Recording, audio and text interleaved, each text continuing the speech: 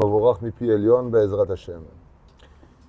Hormis la Gada de Pessah, contrairement à Purim qui dévoile la Géoula, nous avons une particularité à Pessah, c'est qu'on dit le Hallel. Et le Hallel de Pessah est différent de tous les autres Hallel.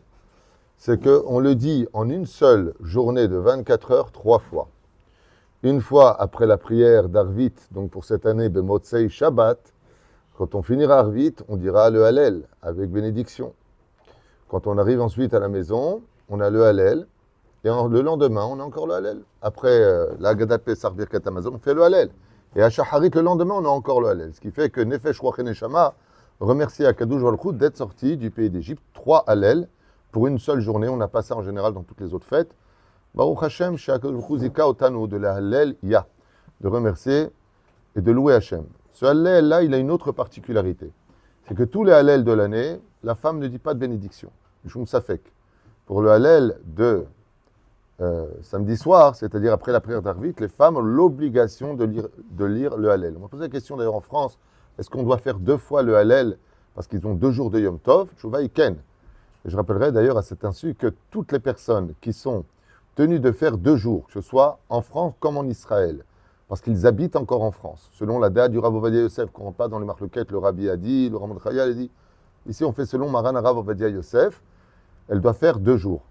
Ce qu'elle a fait le premier soir, elle fait exactement la même chose le deuxième soir, bli les elzel beshum davar, sauf l'Avdallah, puisque l'Avdallah l'aura fait la veille. Quant au reste, kol tov veyafé. Encore une question qui m'a été posée, peut-on changer d'habit avant la sortie de Shabbat? Non, on ne fait rien avant la sortie de Shabbat. Quand on rentre à la maison, pour ceux qui ont les habits Baruch Hashem de Yom Tov, ils pourront changer une fois arrivés à la maison, après l'allumage des bougies, Bezrat Hashem Itbarach, Ta'asou et Amutal Alehem, de ne pas faire de travaux par rapport à cela. Juste rappeler très simplement l'importance de la prière, ce serait un peu long à dire, mais enfin brièvement quand même, que la prière d'Arvit atteint des degrés extrêmement élevés, pour la simple et bonne raison, c'est que ce n'est pas la prière qui monte le soir du Seder de Pessah et le matin, c'est la Shekhinah qui descend.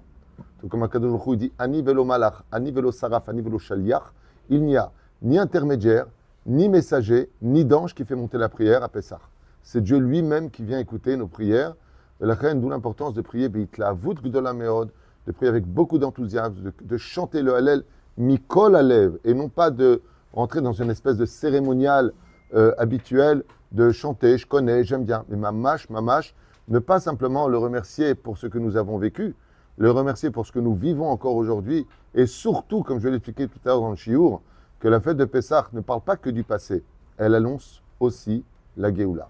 Et cette annonce sur la Géoula mérite notre joie de vivre, comme on le voit pour Hiskiyahu HaMelech.